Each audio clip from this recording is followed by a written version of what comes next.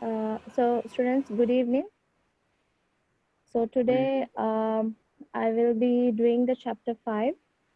So the chapter 5, which is perception, I think like I won't be covering in the order. So randomly I will be covering all the 11 chapters.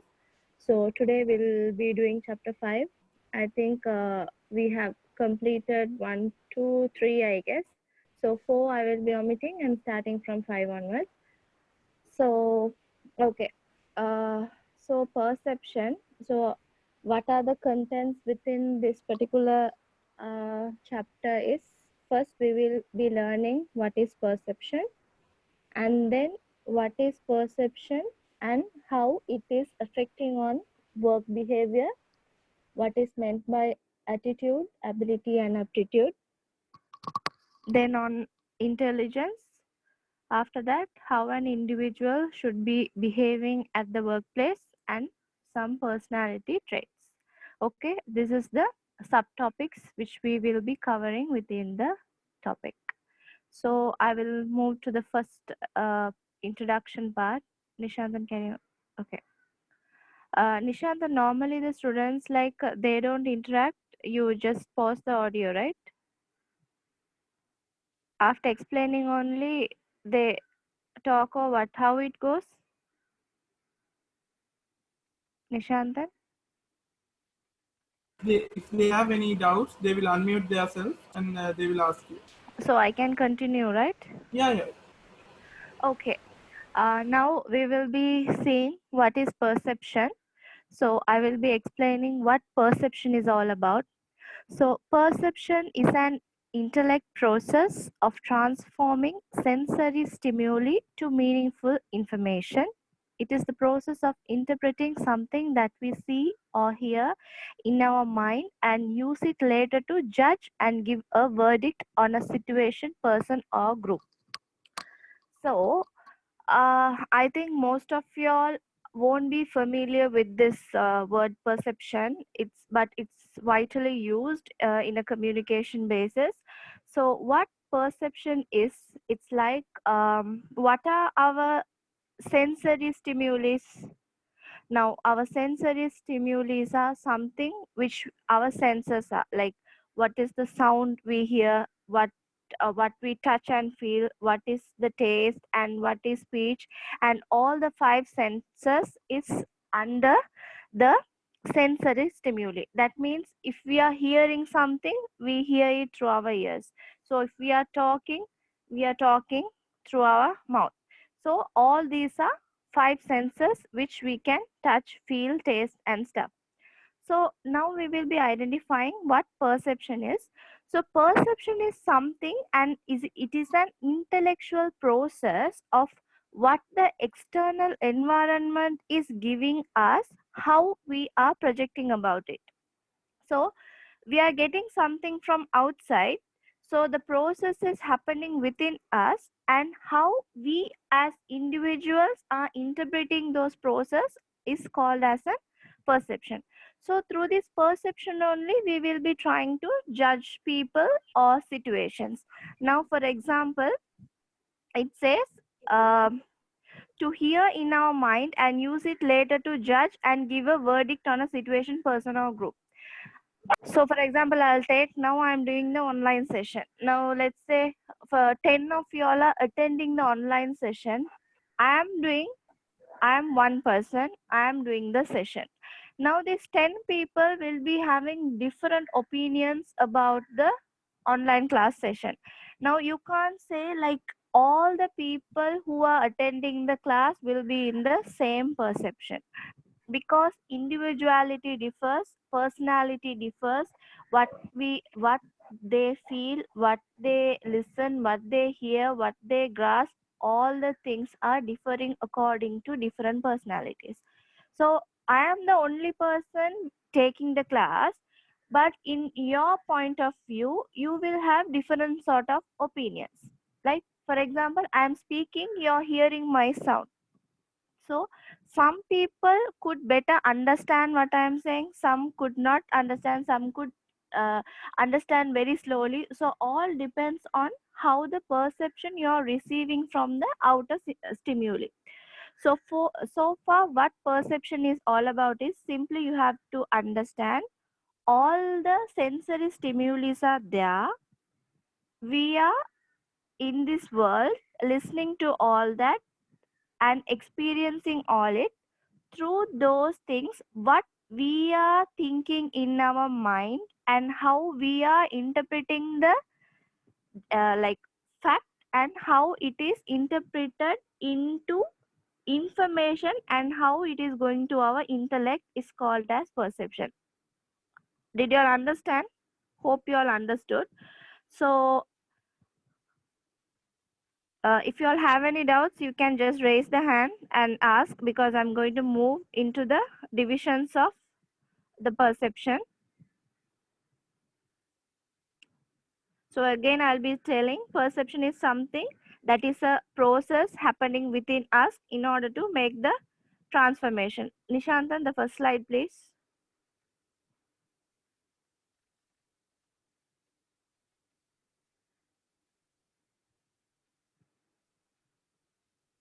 Next. Okay. So it can be divided into 6 types. Now we are seeing what are the sensory stimuli that will be adapting to the perception. So first it says sound. So what is sound? The ability of receiving sound by identifying vibrations.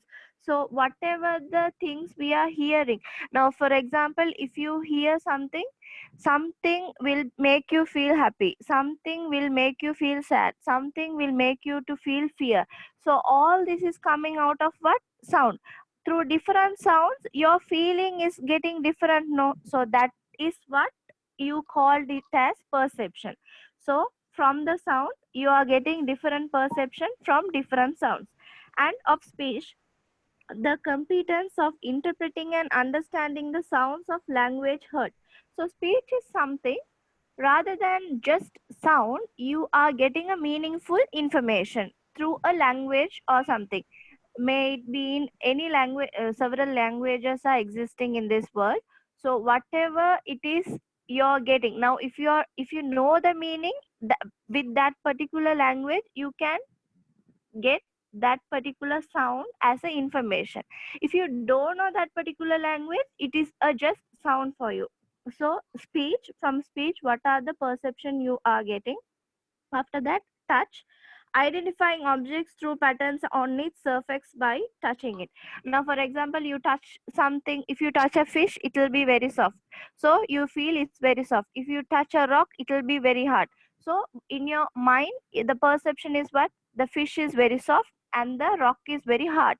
So this you get it by touch. And taste, so as you know different flavors give us different taste.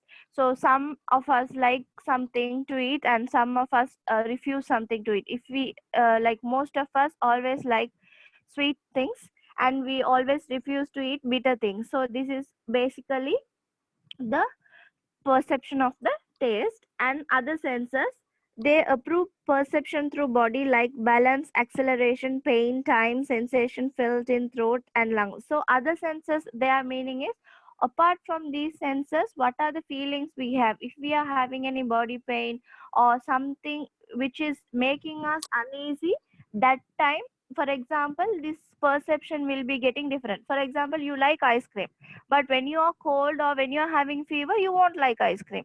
The same you will one time like ice cream, other time won't like ice cream. Always it depends on your situation. Next, it's of the social world. It permits people to understand other individuals and groups of their social world. So in your social world, like you can understand your individuality with how the people you are moving around. So that is what it says of the social world. So perception is basically you have to understand through the other sensory stimuli what you are receiving and you are processing within yourself, and which you are transferring and interpreting as meaningful information is called as a perception. Okay, so next I'll move to the next slide. Excuse me, miss. Yes, I Paranila, can't. tell me. Uh, I can't see the screen, miss. You can't see the screen. Nishantan, can you help it out? Can't see now. Parimala? Parimala?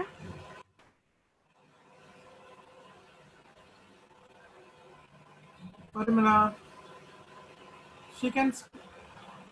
She What can about see? others? Prashantan? Yes, sir. Yes, Can see now?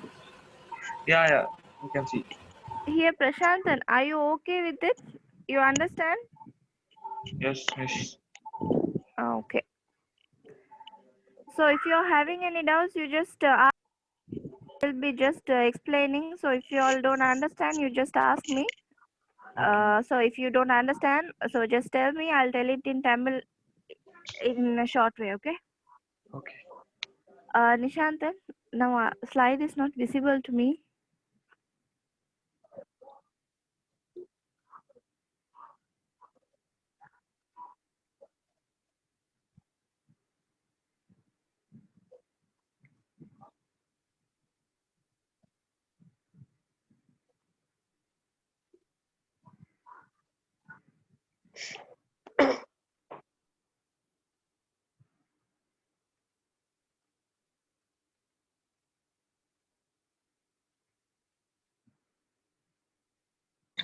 Hello, can you all see?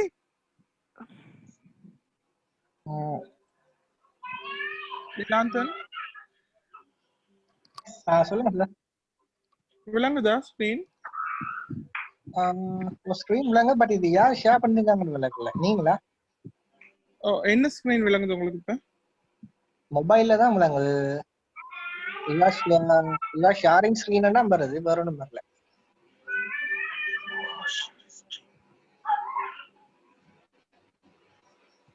இப்ப mobile தான் வருது. அந்த மொபைல்ல என்ன விளங்குது? IPhone display screen காட்டுது. Now? Yeah, now chapter 5 and it's Loading. shown. Loading. Okay. Okay. First slide. Next slide. No. This one? Yeah. This one. The next slide.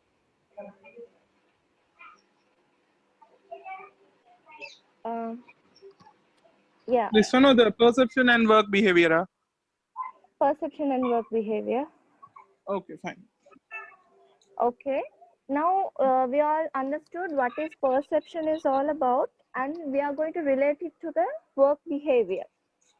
So there are types or theories which says about the work behavior. So the first one is about the halo effect. So we'll see what is halo effect. The halo effect is when one trait of a person or thing is used to make an overall judgment of a person or a thing. So halo effect is something. Now if you know a person, you found out one thing in them, and overall you judge that person will be like this. So that is called as halo effect. Now when you're working in an organization, for the very first time you meet a person. Let's say, for example, you're working in the HR department and you meet a person in the finance department. So when you are meeting the person in the finance department, the way he talks to you, the way he responds to you, you will get an impression. Maybe it's a good or a bad impression. Now, when you're getting a good impression about that person, you will be thinking all the attitude, all the aspects of the person will be in a positive way. And if you see some negative of his way of speech or something, you always think he is a bad person. So that is called as halo effect. That means you see only one side of a person and assume or come to an judgment. So for example, they have given, if you like one aspect of something, you will have a positive predisposition toward everything about it. If you dislike one aspect of something, you will have a negative predisposition toward everything about it. As I told you, now first you like a person from the finance department. Even though he is doing all the bad stuff, for you, you will treat him as a good person because of the one trait. If you think like whatever, maybe he is a good person, but only one mistake he is doing, you will be thinking he's a bad person. You will forget all the good things what he have done. So this is called as halo effect. So in your online examination, I have seen many questions regarding halo effect and stereotyping. So just carefully listen to this. So halo effect is something you project a person with their one single trait. That is called as a halo effect. So next type is stereotyping. So what is stereotyping? A widely held but a fixed oversimplified image or idea of a particular type of person or a thing. So what is the difference between halo effect and stereotyping? Now stereotyping also says a widely held fixed oversimplified image or idea of a particular type of person or thing. So this means you think this will be as it is. For example, they are saying all white Americans are obese and lazy. Now, as we know, most of the Americans are obese. So what we think when we think about Americans, we think all the people are obese. And girls are only concerned about physical appearance. Normally, boys used to say, like, if girls are going to get ready, they will be getting late. Always they give importance to their physical appearance. For a certain extent, it may be true, but all the time you can't say all the people, all the girls are the same. At the meantime, it says guys are messy and unclean. So there is a perception of girls are, even if you take a notebook of a student, the girls will be writing very neat. That's how we assume. Boys will be writing in an untidy manner. So maybe in the most cases it may be like that, but it is not the fact. That is just our assumption. So this is what stereotyping, which means we think this should be like this. So the difference between halo effect and stereotyping is something. Halo effect is you see a particular attitude from a person and think they will be like this. Stereotyping is something you get a common idea from the outer world and think this will be like this. For example, you think all Europeans are like, for example, they don't like to eat spicy because they are used to that culture, and Asians they used to like they like to eat spicy, but it's not that hard and fast rule all the Asians should be eating spicy food, right? So that is what stereotyping. And perception, next one is the perceptual defense. So what perceptual defense is? It is a tendency for people to protect themselves against ideas, objects or situations that are threatening. So perceptual defense means now, for example, how can I say? Okay, now you have an idea regarding a certain thing which is your perception. Now if someone is saying something opponent or opposite to that, you will be reacting very soon. That is because your sensory stimuli which is processed within yourself is interpreting something else than the other person. Now you have an interpretation, this fact or this thing or this situation will be like this. When the other person comes and tell something contradictory to that, what you do is you defend that person to protect yourself, because always in your point of view what you think is right. For example, you take one of your colleague is working in an organization, you both have an argument regarding your office stuff. So one act will be there, one action will be there. That one action for two of you, it will be in two different ways. Why it is in two different ways?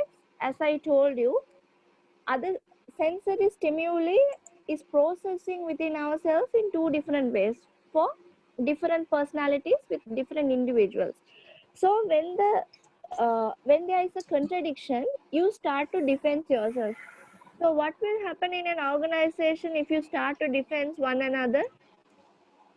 You won't finally reach your end goal. Always you will be quarreling with each other and you won't come to a final solution. You will be only defending yourself, and other person also will be defending themselves because they have their own ideas. So why are you learning all this is because you have to understand, by seeing only one personality trait you can identify or come to a judgment whether that person is like this, a good person or a bad person. You can't come to a stereotyping ideas like you long time ago men always think that girls should be at home and look after the work stuff and they are not eligible to work in an outer corporate world. But now it has been changed. Those ancient days, maybe 100 years before, that was a stereotyping. So I hope you understood what is halo effect, stereotyping, and perceptual defense. And the next one is projection. Nishantan, projection is not clear. Projection. The note is not there in the projection.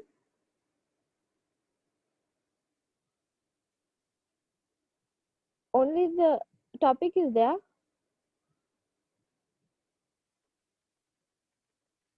Okay. Yeah. Okay, I'll be explaining what is projection. So projection is something that as individuals we have some of our qualities now. Okay, now let's say I'm a person who always tell lie all the time for unnecessary reason. Now one of my colleague is talking to me and sharing information with me. So I won't trust it or believe it. You know why I won't trust it or believe it? That is called projection, which means you think as you are telling lie, you think that person is also will be lying to you, so you won't accept what he is saying very soon. So you will be going and searching for information that and this.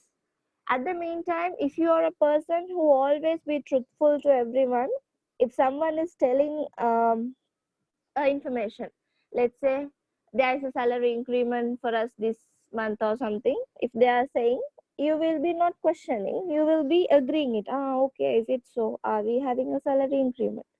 Because you know, like, you don't pass any wrong information, only you tell the truth, so you assume the other party is also doing the same thing. This is what the major problem is. Like when we are working with people, we don't understand people are different types. What we assume is all the people we project like ourselves, we see our projection in other people, so at the end it will lead to frustration and like negative things. So what you have to understand, why you are learning all this is because uh, after you learn all this, not only you are going to write the exam and you are going to pass and go into the convocation, after this you are going to move to the outer world and you have to meet lots of people and you have to understand how their behavior is, then only you can work with them in a smooth manner. If you are strict to one particular idea or something, it will be very difficult to adapt to the external environment. So know all this stuff. So don't project yourself as other people and don't stereotype against anyone. Don't perceptually don't defend your perception, and also omit from halo effects, right? So hope this will be useful for you when you all are working. Just remember these things, and if you have any doubts you can ask me now. I'm going to move to the next slide.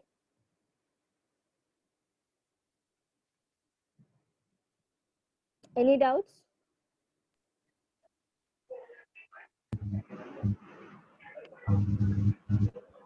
Okay, as far as there is no doubts, I'll be moving to the next slide. Nishantan, change the next slide.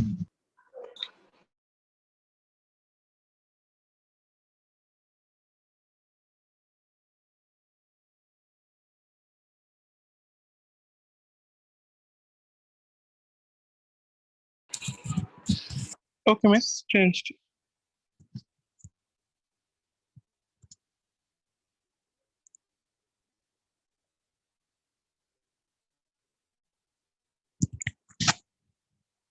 Surname is?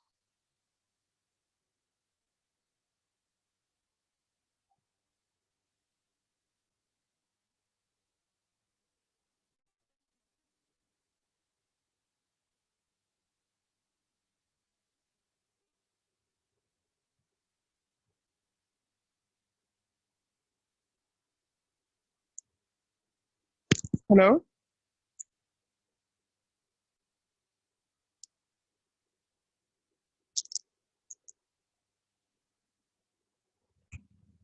Nishant, can I start? Yeah, you can. Okay.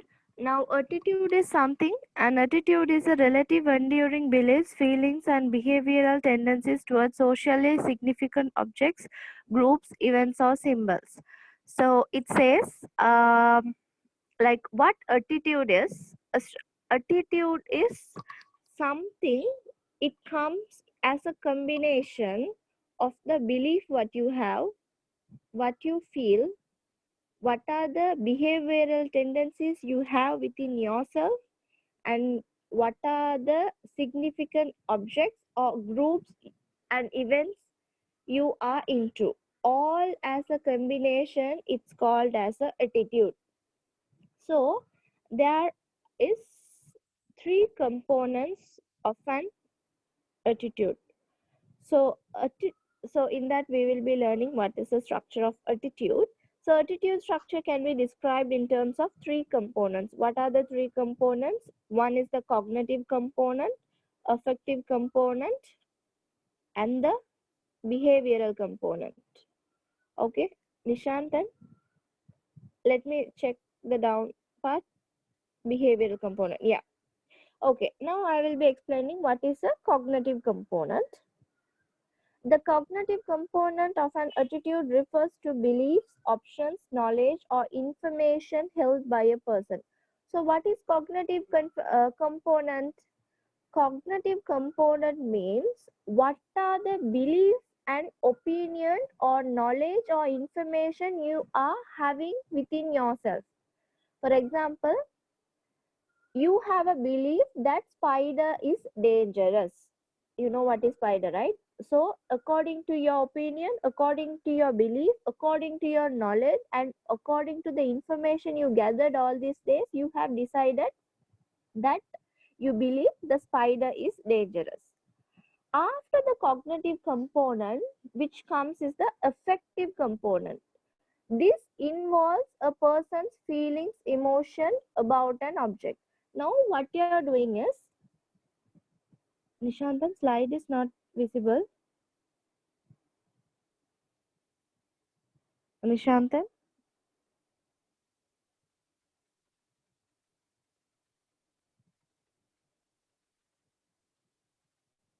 Nishantan's slide is not visible.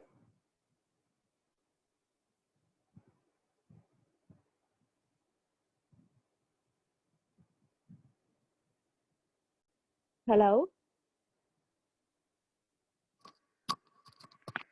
Hello, Nishantan. Hold on, hold on. Where is Dylan actually? Dylan is Miss, there. I'm here only.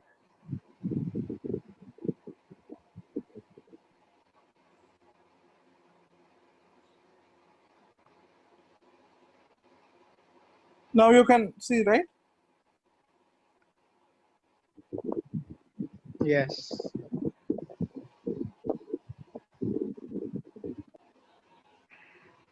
Okay.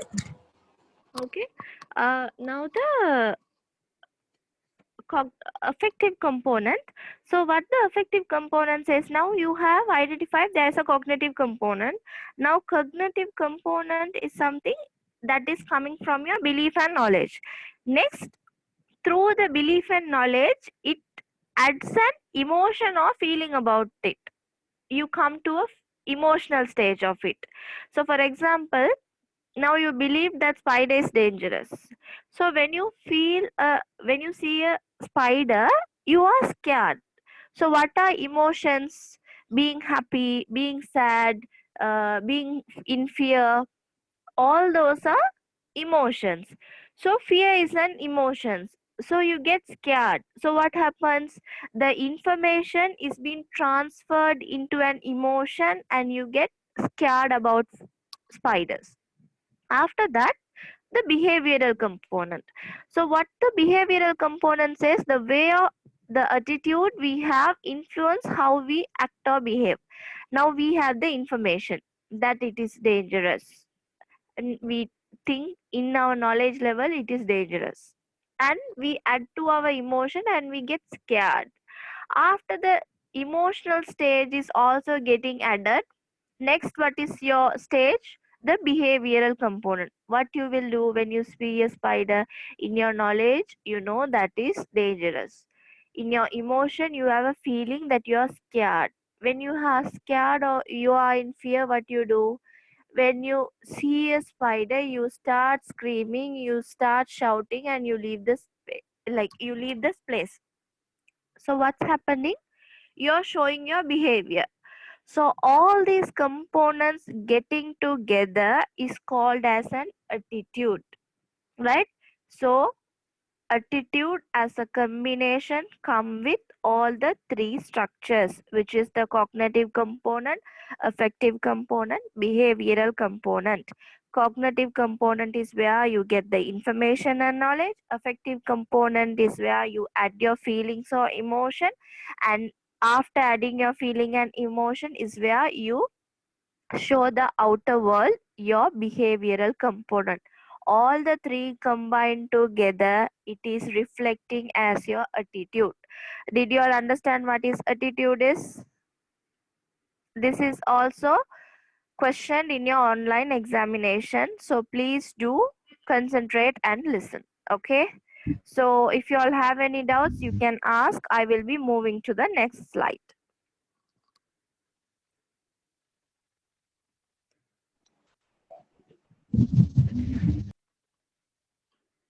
Okay,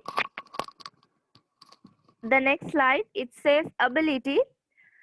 So what ability is? Ability refers to an individual's capacity to perform the various tasks in a job. So what ability means? Now you're identifying an employee. If you take an employee, you will identify what is the capacity of an employee to complete the given task or job. Ability is an individual capacity to master numerous tasks in a job. So ability refers to something. If you are giving a task to an employee, how much task he is doing. That means what numerous task he is undertaking in order to complete a given specific task. Organization need to identify key abilities of employees that will lead to success, and employees need to have certain abilities that will make them a vulnerable addition to an organization. So what they are saying is, what is ability? If you give a task or and work to an employee, he should be capable of completing it successfully. So you identify what are the abilities you have within your employees and you give or allocate work according to them.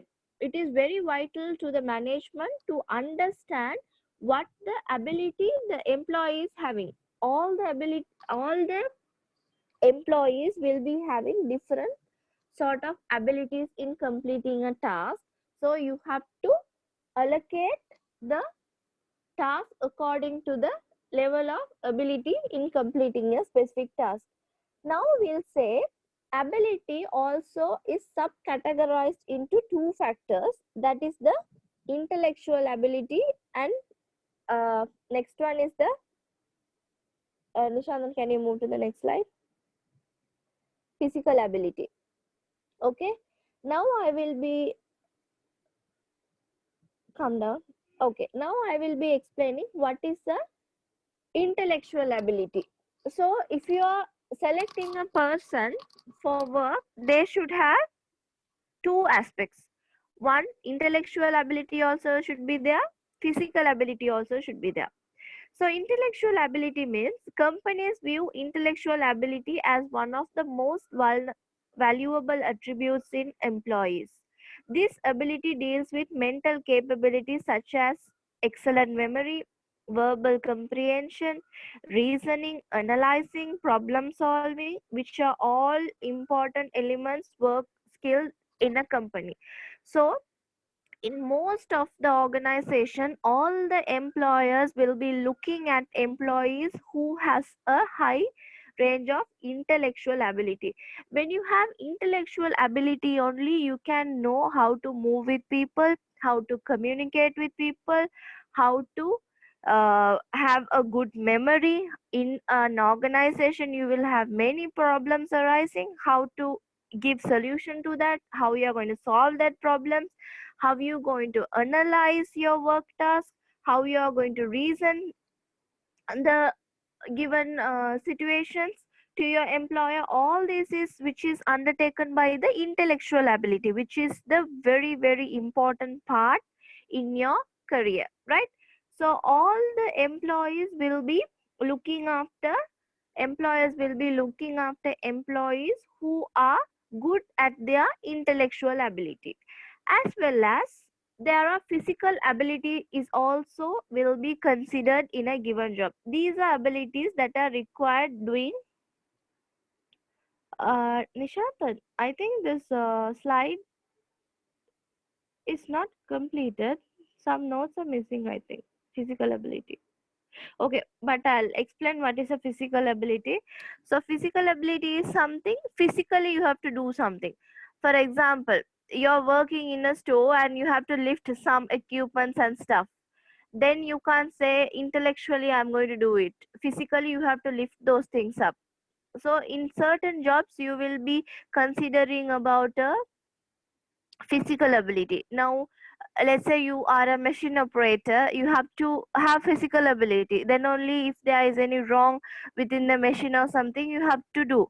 And now let's say you are a coach in a gym and you have to show your trainees how you are going to build. Okay, so for that you have to show training for them, so you have to lift some equipments and stuff. So for all those things you need physical ability. But to sit down, now let's say I'm an employer and I'm in a process of recruiting employees. Now one of the person who is physically disabled, maybe let's for example let's say he can't walk. Okay, but he is a well educated and well qualified person and he is coming for a job, and I can't refuse the job. Now, if he is having the ability of completing, let's say I'm a company, IT company, who is recruiting software engineers, and he is a software engineer, but he is physically disabled, but I can't refuse that. Since he is physically disabled, I can't say that I'm not going to give you work, because his work task is regarding the intellectual ability. So he will be sitting in a place and creating softwares. So according to the Discrimination Act in the law, I can't discriminate an employee who is coming for the work only due to a physical ability. Maybe I can refuse if a physical uh, task is more in my job. If there is no any much physical task which is to conducted by employee, I have to give the work for that particular employee. So maybe most of you all one day might be the managing director or CEO of a company, you may own a business. So you have to consider, when you need a person to hire, just don't see if they are physically disabled, don't just refuse them. If they have the intellectual ability, you have to give a chance for them to work and show their abilities as well, right? So ability is consisting of two factors, intellectual ability and physical ability. As an employer, you have to identify whether the employee is capable of doing or completing a particular task. And I will move to the next slide, which is aptitude and intelligence.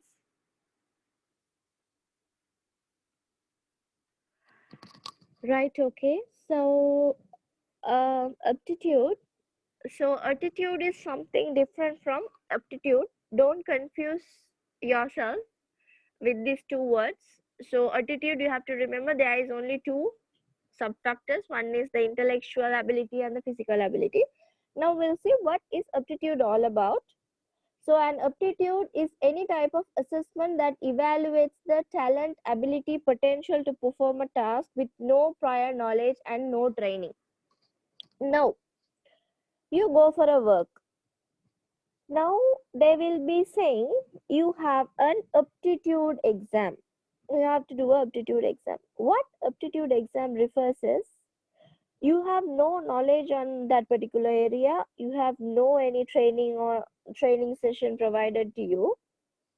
We are just checking or assessing what is Nishant, and slide is not visible.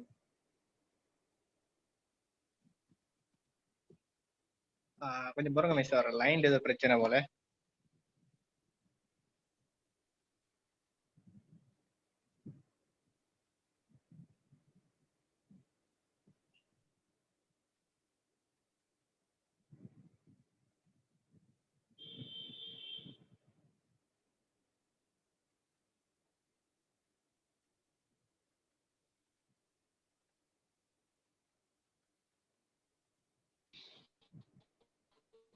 Miss okay miss இப்ப.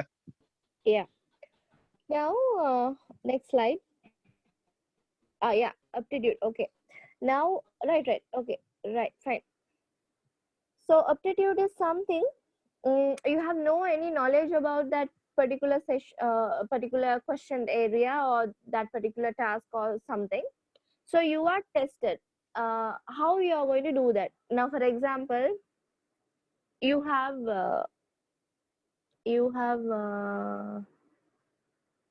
okay, you have gone to an hotel industry, and they say that you have aptitude exam, and they won't ask what you know, what you don't know. They will just ask, I will give you some ingredients, you just make a recipe.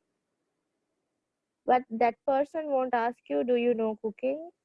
Have you learned? Have you tried? Have you experienced before? They won't ask nothing. At once they will give you and check whether you have the ability of cooking. So that is what aptitude means. You don't have any prior training, or okay, now you are going to learn English. They give you an paper called aptitude exam. Why they give you? Before learning, to evaluate how is your knowledge in that particular language. Before learning, what is the level you are in that particular language. So that is aptitude. So aptitude is something you do an assessment from an individual in identifying their talent and potential or ability in a certain task before the training or the knowledge.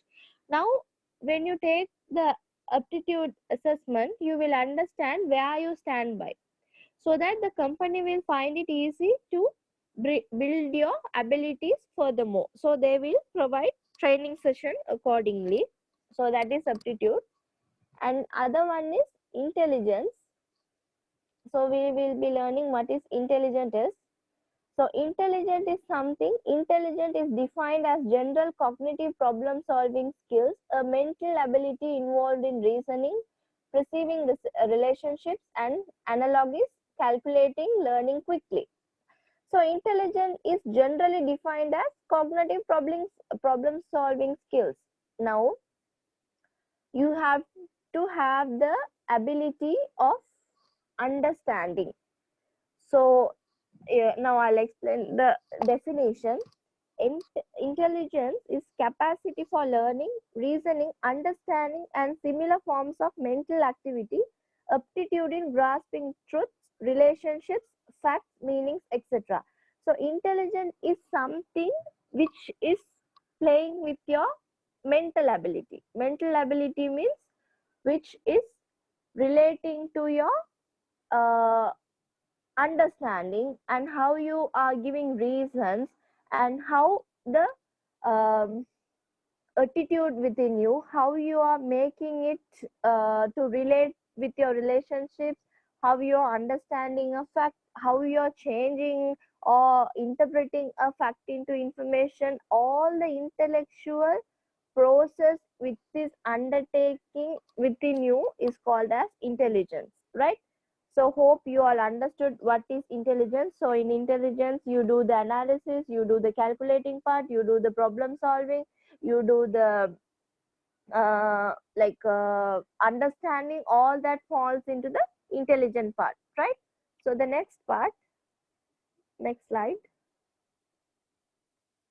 Okay, now I have basically covered what are the things you should know when you are working with your colleagues. What are the things you have to identify and which you have to keep in mind in working in an organization. After that, I have explained what an employer will expect from the employee. Now I am going to talk about big 5 personality traits. So what is the big 5 personality traits? I will be explaining. So this is this is something to understand about ourselves. Now all these 5 personality traits are within us, but the percentage will be differing to all the individuals. Maybe for you and for me, the percentage will be differing. So one by one, I will explain what are the 5 personality traits. In this, you identify which category is you are falling and which you have the most and which you lack. Okay. Now first it says openness to experience, consequenceness, extraversion, agreeableness, neuroticism. Right? Okay.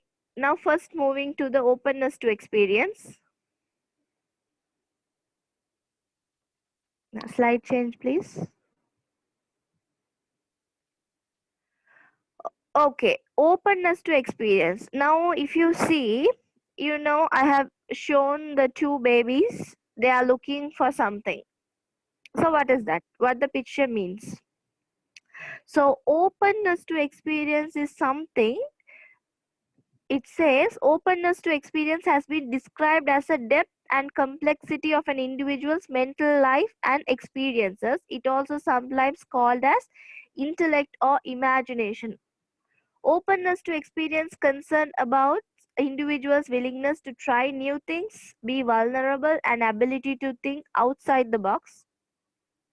Openness suggests characteristics of interest and willing to intellectual curiosity, sensitivity, unconventional beliefs. Now, what openness to experience is? Now, you see, some children are very curious about knowing stuff. They will be questioning, what is that? What is this? Why it is like this? Why the wall is like this? Why the cat is like this? Why the dog is barking like this? Why this sound is like this? They will be questioning. Why that is questionable is because like some of us and some of the children or some of the individuals are having a trait of openness to experience. So what openness to experience means? They will always be thinking in an imaginary way. They will thinking why it came like this. They will have a deeper question within themselves. They always like to find new things. They like to learn new things. They like to think outside the box. They are very imaginative, very creation and stuff. Now openness to experience, for example, if you take a music director. Now if a music director, like, can he just copy someone? He can't copy other one's music. He has to think about his own imagination. He has to come up with his own concepts. So all these will be falling onto the out of box thinking. So they are openness to experience. They always like to learn more things. They always imagine. They always try to know new things. So this category of people, if they are working in an organization, it is very beneficial to the organization, is because they will be learning new tools and techniques. They will be coming with new events. They will be coming with new ideas. So your corporate It will help your corporate governance, and you can build your uh, like business to furthermore in a higher position. So all this will be happening if you are an employee with openness to experience.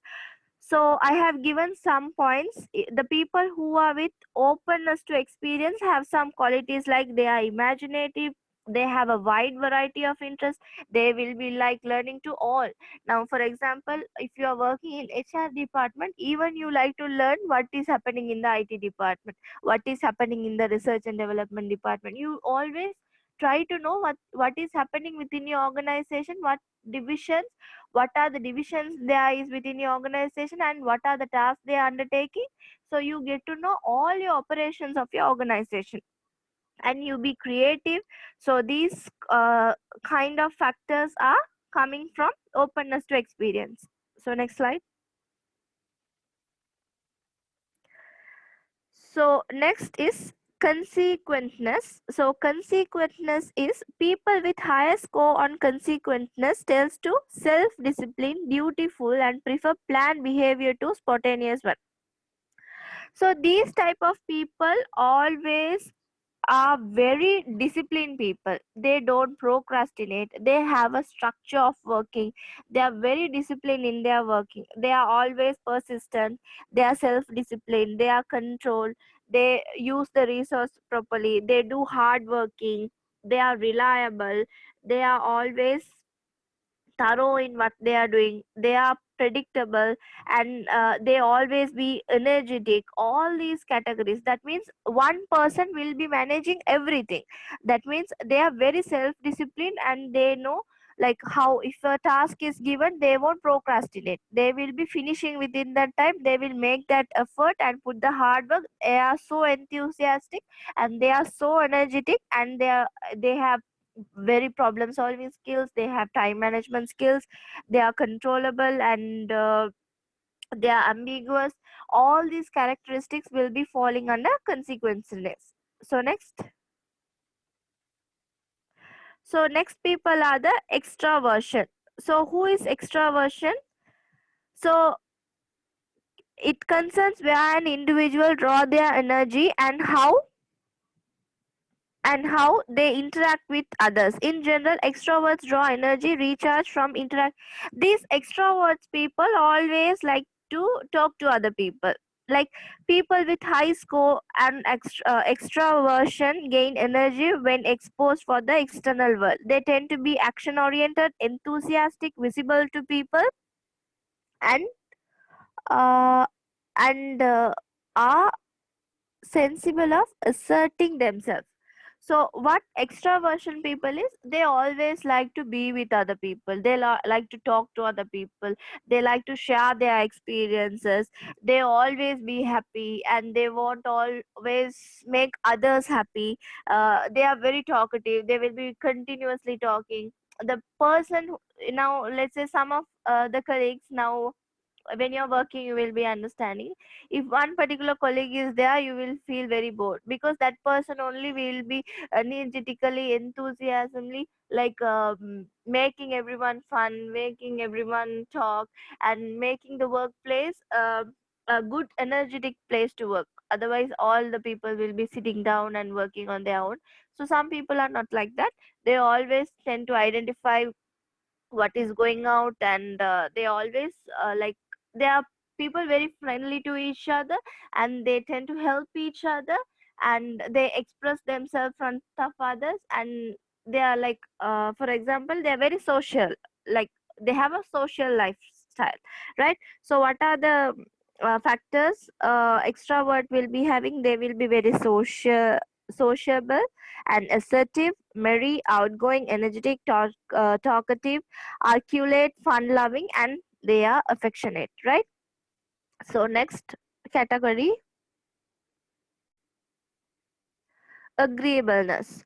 So next category, people with high score on this trait are trustworthy, help, kind, considerate, generous, and do not hesitate to compromise their interest with others. So agreeable means you will have some people who will not make problems, they will agree to everything. If you say, now for example, Now you plan for a trip at your office. Now 5 of your colleagues are there, and you suggest a place, and other 3 say another place, but you agree to everything, you are fine with all, and like you don't make any issues or you don't fuss, you are happily accepting it. So these kind of people always will be helpful, they will be having a helpful mind, they will always try to help others, they will trust others, they will consider it other problem as their problem, and they will be very generous. Now if you ask any help, even having like even now if you're one of your colleague has to help you, but most of the time some people they won't help, now thinking that they will hesitate, like they will have a jealousiness, competition, those stuffs will be in a office working environment. But the people who are having this agreeableness quality, they will always will be in a generous mind, they won't hesitate to compromise their interest with other other people's interest, they will like okay whatever other people like, they will generously leave it up. So what these type of people are having means, they are altruistic, trusting, modest, humble, they are very patient, they are moderate, tactful, polite, kind, and very loyal to the organization and to their co-staffs. So this is agreeableness. So we will move on to the next slide. Okay, neurotism. So neurotism, among the other 4, neurotism is something very complicated. Most of us are having this, but in a very smaller range. So it is very good if we don't have this quality, which is a negative quality within ourselves. Neurotism is a big 5-factor in which high score indicates more negative traits. Neurotism is not a factor meanness or incompetence, but one of the confidence and being comfortable in one other's own skin. So this is where you don't feel good, like you always like you always be timid. You know what is timid? You don't have a guts to take a decision, you won't take a decision in a like you will think too much to take a decision, like that means how to say, timid means in Tamil if I say, they will say kolatanam. So you can't take a decision. So all this if you are working in an organization, you should be a risk taker, because you can't like sit back and stay, ayo if I invest what happens if loss comes, if I recruit an employee what happens if he is not working. If you have negative traits like this, you can't work within an organization and you can't build up an organization setup. So neuroticism is something, you are pessimistic, and you are always moody, you are fearful, you are very nervous and anxious, like what will happen in the future, you are so scared. All the negative qualities within yourself we called as the neuroticism. So it is better to omit our neuroticism quality within ourselves, not only in the organization, even in our personal life too. So next slide will be locus of control. So locus of control is something, locus of control is the center of control of an individual's core of conduct. In personality psychology, locus of control is the degree to which people believe that they have control over the outcome of their events in their life, as opposed to external forces beyond their control. So locus of control means, in psychology it says, people who are believing that they can control their life than the external environment is called as locus of control. So even through the opposed external forces, they will be challenging to do a particular task. For example, now let's say, what happens if we sit back at home for 2 months and then come to class without attending the online session? All the tasks will be procrastinated. So even the external environment is not supporting for us to do our task. Somehow we are managing it to do. So what we think, what happening externally also, it can be controlled by myself. I won't be just blaming the outer world.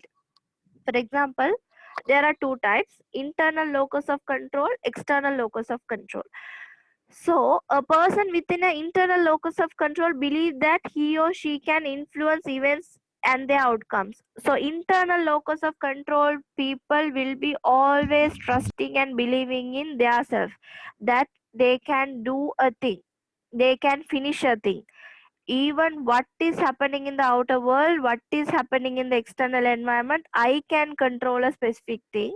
They control and bring all the things in a positive manner. What external locus of control people do, they will be always blaming the outer side or external environment for the for their what to say, for their situations. Like for example, you take this situation, will you? Now we can do two things.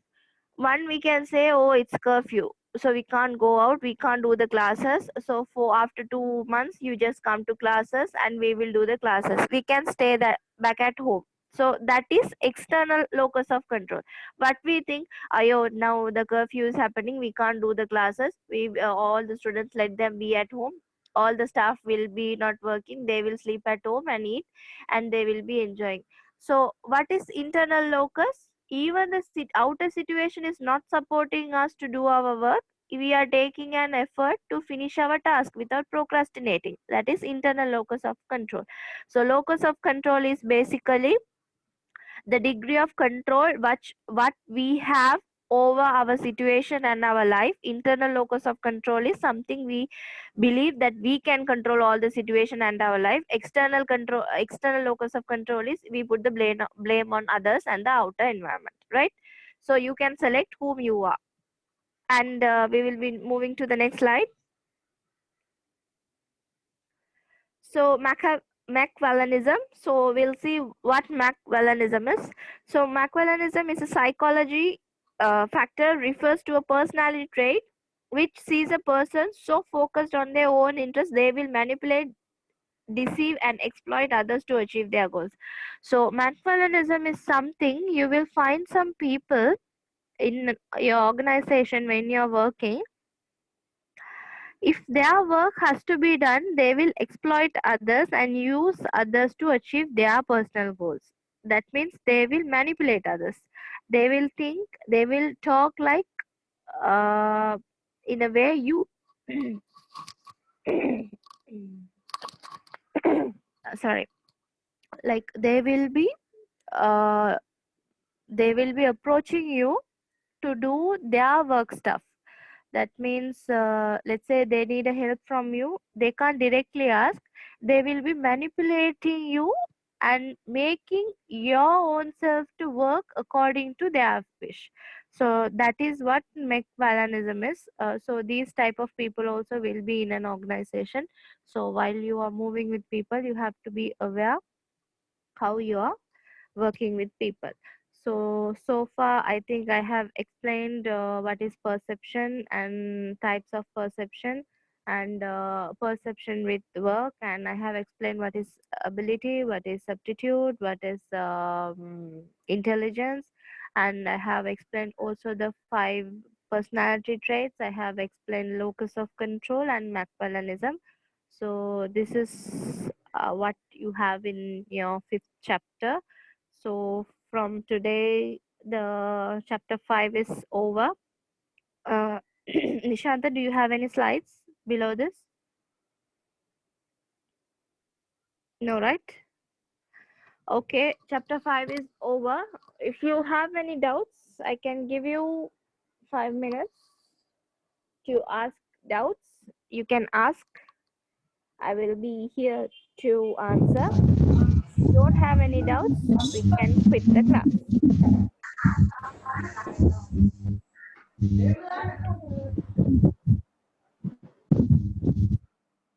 Can you upload the slides in the Moodle?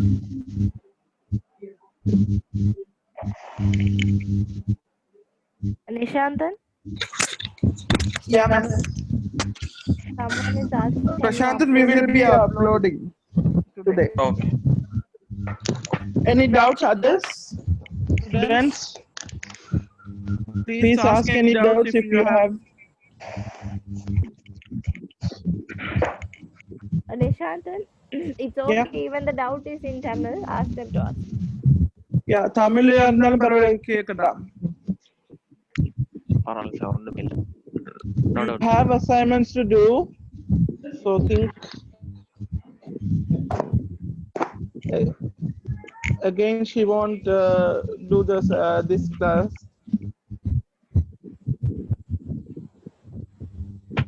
Anyone, Parimala? So, so there are two reasons why you all are not asking questions. So one is crystal clear that you understood everything. If you understand everything, there will be no questions.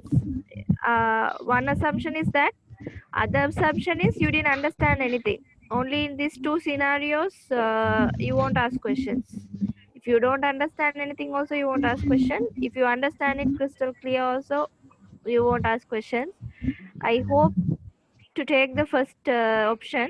I think that it's crystal clear. That's what you are not asking. Later, don't come and say that miss, I didn't understand that and this. So think about the exams. So hope you all understood. So I'll leave the session then. No doubts now? Doubts in the கேளுங்கடா. Nice. Miss, can you ask some questions from them? Yeah. What are the two factors of ability? What are the three main components of ability?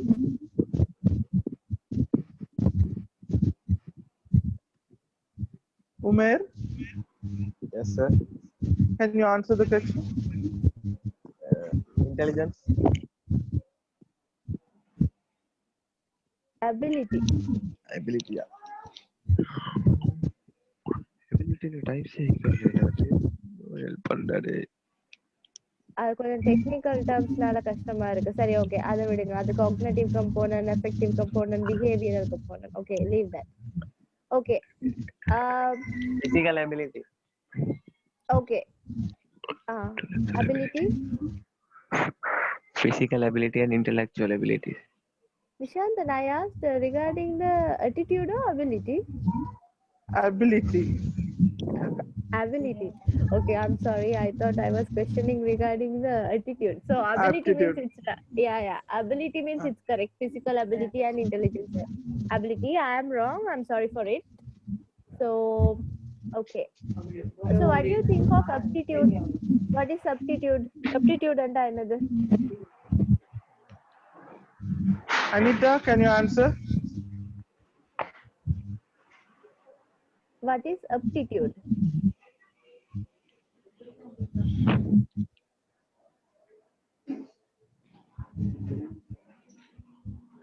Okay, everyone be ready for the written exam. After the curfew finish, you will have written exam for OB.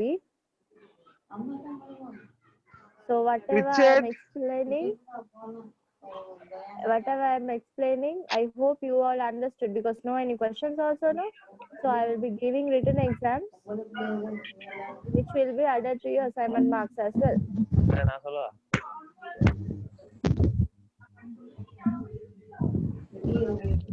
Somebody told na sollava. Who is that? Umair. Yeah, Umair. What is aptitude and another? ஒரு ட்ரைனிங்கோ இதோ இல்லாம எங்களை test பண்ணுவான். Yeah, very good. Good boy. Okay. Shall I ask another question? Yeah, fine. Okay. Internal locus of control. What is internal locus of control and what is external locus of control?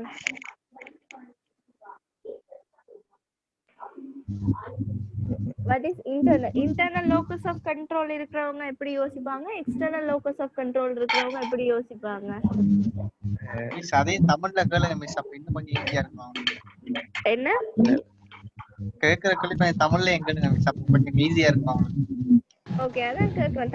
தமிழ்ல தானேப்பா கேட்குறேன். What is external locus of control?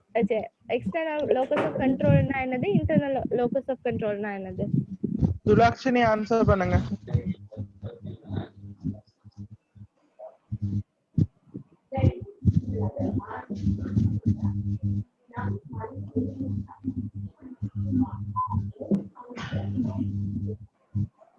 Where is this other people left? Prashant and this Parimala, those people left? No, The no, they are talkative there. people? Parimala என்ன மத்த நேரத்துல கதைப்பீங்க? Question கேட்டா பதில காணோம். பரிமளா காணே. No, no, she's there. தான் mic வேலை செய்தில்ல. Okay, external locus of control, other people. Internal locus கண்ட்ரோல்னா ஒரு சிச்சுவேஷனை நாங்களா கண்ட்ரோல் பண்ணக்கூடியதா இருக்குது இன்டர்னல். இல்ல, ஒரு சிச்சுவேஷனை நாங்க வெளியே என்னதான் நடந்தாலும் நாங்க பொறுப்படுத்தி நாங்க கண்ட்ரோல் பண்ண முடியும்னு நினைக்கிறது இன்டர்னல் லோக்கஸ் ஆஃப் கண்ட்ரோல். அதானே சொல்றேன். Okay, external locus of control என்ன?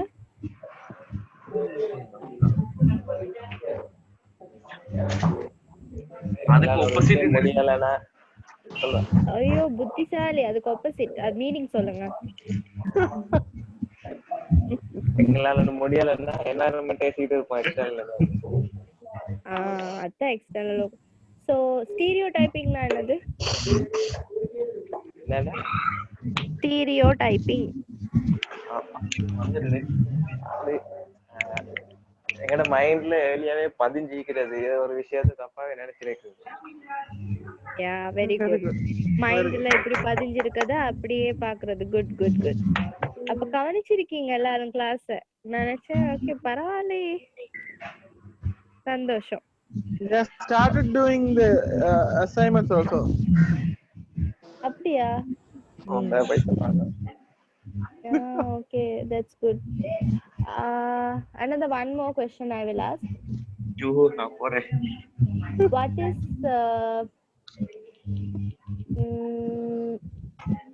openness to experience? Miss Yeah. இப்ப லீவ் பண்ணலாமா? மிஸ் டேட்டா இல்ல, இட்ஸ் கனெக்டட் ஆகுதில்ல மிஸ். இப்ப நான் வெளியில போயிட்டு வரேன், அதுதான் கேட்டேன். லீவ் பண்ணலாம். கிளாஸ் இன்னொரு தடவை நான் ரெக்கார்ட் செக் பண்ணுவேன், அதுதான். இல்ல நீங்க லீவ் பண்ணலாம். நான் கிளாஸ் முடிச்சிட்டேன். நான் சும்மா क्वेश्चंस கேக்குறேன். நீங்க கான்சென்ட்ரேட் பண்ணீங்களா இல்லையா? லீவ் பண்ணலாம். Okay then. Shall we end this session, ma'am? So no doubts, no. So we'll end the session then. Yeah. Okay guys. Miss, thank you so much. Thank you sir, thank you teacher. அது connected ஆகல, திரும்ப leave ஆகிருச்சு, அதுதான். Okay, fine. Thank you. Okay, thank you everyone. Thank you. Thank you miss. Bye miss. Okay. Be safe miss. Be safe. You too be எல்லாரும் safe. நாளைக்கு time table பார்த்துட்டு நாளைக்கு class வாங்க. Okay. Okay sir.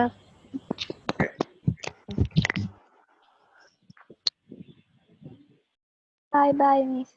Bye. Bye. Bye miss. Bye.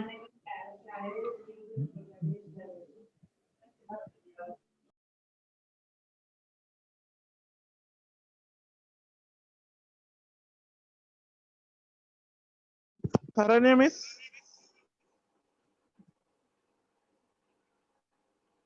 Saranya miss போயிட்டாவா? இருக்கிறாங்களே. போயிட்டாங்க, மிஸ்ஸும் போயிட்டாங்க. Miss போயிட்டா. ஓகே.